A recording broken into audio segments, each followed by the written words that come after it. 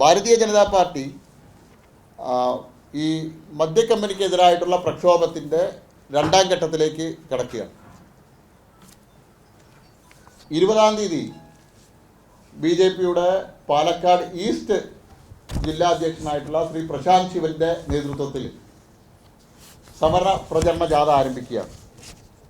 20-ാം തീയതി കാലത്ത് BJPയുടെ സംസ്ഥാന അധ്യക്ഷൻ ശ്രീ K. സുരേന്ദ്രൻ മലമ്പുഴ പഞ്ചായത്തിൽ കാലത്ത് ഈ സമരപ്രചരണ ജാഥ ഉദ്ഘാടനം ചെയ്യും. 25-ാം തീയതി വൈകിട്ട് എലപ്പുള്ളി പഞ്ചായത്തിൽ ഈ പ്രചരണ ജാഥ സമാപിക്കും. പ്രചരണ ജാഥയുടെ സമാപന സമ്മേളനം ഉദ്ഘാടനം ചെയ്തത് പാർട്ടിയുടെ മുൻ സംസ്ഥാന അധ്യക്ഷനും മുൻ കേന്ദ്രമന്ത്രിയുമായിട്ടുള്ള ശ്രീ V. മുരളീധരനാണ്. BJPയുടെ സംസ്ഥാന നേതാക്കൾ എല്ലാ ദിവസവും വൈകുന്നേരങ്ങളിൽ നടക്കുന്ന സമാപന പൊതുസമ്മേളനങ്ങളിൽ BJPയുടെ പ്രമുഖരായിട്ടുള്ള സംസ്ഥാന നേതാക്കൾ സമാപന സമ്മേളനങ്ങളിൽ പങ്കെടുക്കും. 60ഓളം പഞ്ചായത്തുകളിൽ ഈ പാർട്ടിയുടെ സമര പ്രചരണ ജാഥ എത്തും. പാർട്ടിയുടെ അനിശ്ചിതകാല സത്യാഗ്രഹം 19-ാം തീയതിയോടുകൂടി അവസാനിപ്പിച്ച് അടുത്ത ഘട്ടത്തിലേക്ക് സമരപരിപാടി അടുത്ത ഘട്ടത്തിലേക്ക് രണ്ടാം ഘട്ടത്തിലേക്ക് കടക്കുകയാണ്.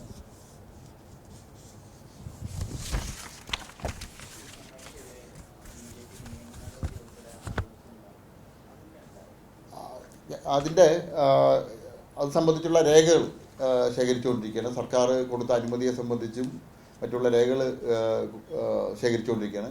കമ്പനി ഇത് സംബന്ധിച്ച് BJPയെയും അതുപോലെ തന്നെ മറ്റു പ്രതിപക്ഷ പാർട്ടിയെയും കക്ഷി ചേർത്തുകൊണ്ട് കവിയറ്റ് ഫയൽ ചെയ്തിരിക്കുക. അപ്പോൾ കമ്പനിക്ക് തന്നെ ബോധ്യമുണ്ട് ഇത് നിയമപരമായിട്ട് നീങ്ങിയാൽ കമ്പനിയുടെ പ്രവർത്തനം തടസ്സപ്പെടുന്നുള്ളതിനെ സംബന്ധിച്ച് കമ്പനിക്ക് ഉത്തമ ബോധ്യമുള്ളതുകൊണ്ടാണ് നിയമവിരുദ്ധമായിട്ടുള്ള നിരവധി ആനുകൂല്യങ്ങൾ സർക്കാരിൽ നിന്ന് കമ്പനിക്ക് ലഭിച്ചിട്ടുണ്ട് എന്നുള്ളതിൻ്റെ ഉത്തമ തെളിവാണ് കമ്പനി കവിയറ്റ് ഫയൽ ചെയ്യാൻ കാരണം നിയമപരമായിട്ട് നേടിയെടുത്ത ലൈസൻസും അതുപോലെ തന്നെ ഓർഡറും എല്ലാം ഉള്ള ഒരു കമ്പനിക്ക് എന്തിനാ കവിയറ്റ് വാങ്ങേണ്ട ആവശ്യം? കോടതി രേഖകൾ പരിശോധിച്ചിട്ടാണല്ലോ ഓർഡർ പാസ്സാക്കുക. അപ്പോൾ കമ്പനി കവിയറ്റ് ഫയൽ ചെയ്യാൻ കാരണം കമ്പനി നിയമവിരുദ്ധമായിട്ടാണ് പല ആനുകൂല്യങ്ങൾ നേടിയെടുത്തതെന്നുള്ളതിനെ സംബന്ധിച്ച് കമ്പനിക്ക് ഉത്തമ ബോധ്യമുണ്ട്. അതിൻ്റെ അടിസ്ഥാനത്തിലാണ് കമ്പനി ഭാരതീയ ജനതാ പാർട്ടിയെ കക്ഷി ചേർത്തുകൊണ്ട് കവിയറ്റ് കോടതിയിൽ ഫയൽ ചെയ്തിരിക്കുന്നത്.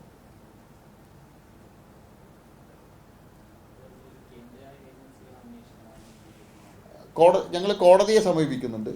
കോടതി സംസ്ഥാന സർക്കാർ എന്തായാലും കേന്ദ്ര ഏജൻസികളെ കൊണ്ട് ഈ കാര്യം അന്വേഷിപ്പിക്കില്ല. ഞങ്ങൾ ബഹുമാനപ്പെട്ട കോടതിയെ സമീപിച്ച് കേന്ദ്ര ഏജൻസികളുടെ അന്വേഷണം ഇതിൽ ആവശ്യപ്പെടാനാണ് തീരുമാനിച്ചിട്ടുള്ളത്.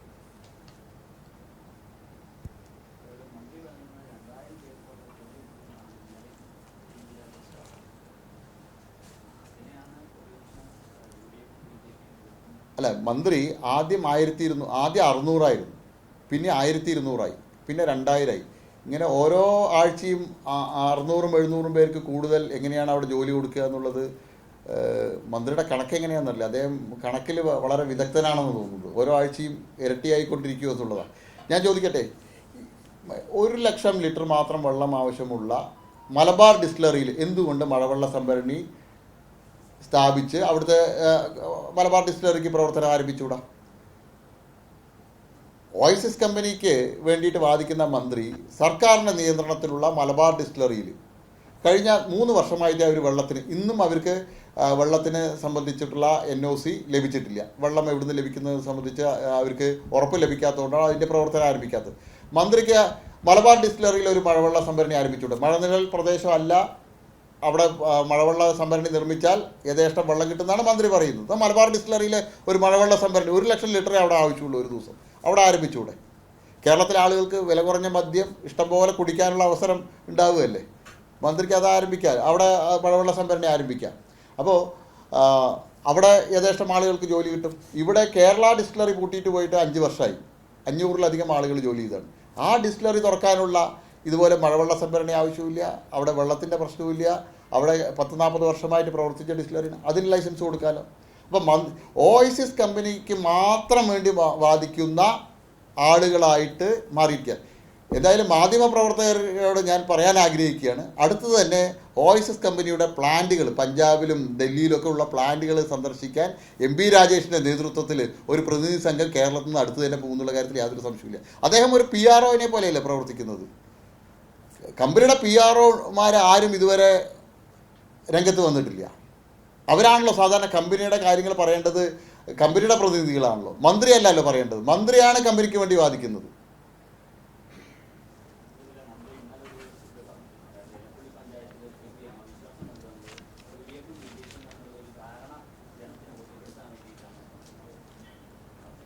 ജനങ്ങൾക്ക് കൃത്യമായിട്ട് ബോധ്യമായി ആര് തമ്മിൽ ആ ധാരണ എന്നുള്ളത്. കഴിഞ്ഞ 4.25 വർഷക്കാലം എലപ്പുള്ളി പഞ്ചായത്തിലെ കോൺഗ്രസിൻ്റെ ഭരണത്തിനെതിരായിട്ട് ഭരണസമിതിക്ക് അകത്തും പുറത്തും ഒരു നിലപാടെടുക്കാത്ത ആളുകളാണ് CPM.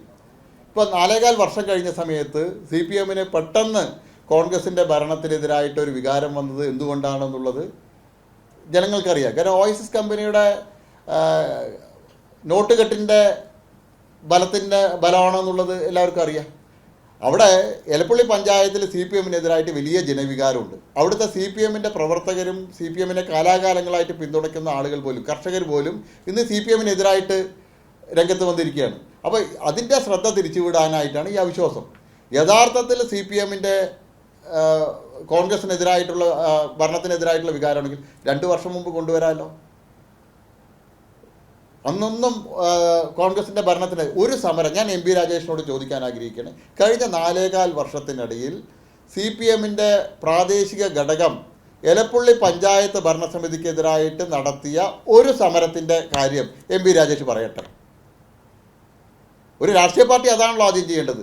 ഭരണസമിതിയുടെ ഭരണസ്തംഭനത്തിനെതിരായിട്ട്, അഴിമതിക്കെതിരായിട്ട് ഇതൊക്കെ സമരം നയിക്കണ്ടേ. അവിടെ ഒരു സമരം, CPMൻ്റെ ഏറ്റവും CPM ശക്തിയുള്ള ഒരു പഞ്ചായത്താണ്, പ്രകാശ് കാരാട്ട് എൻ്റെ ജന്മസ്ഥലമായിട്ടുള്ള പഞ്ചായത്താണ്.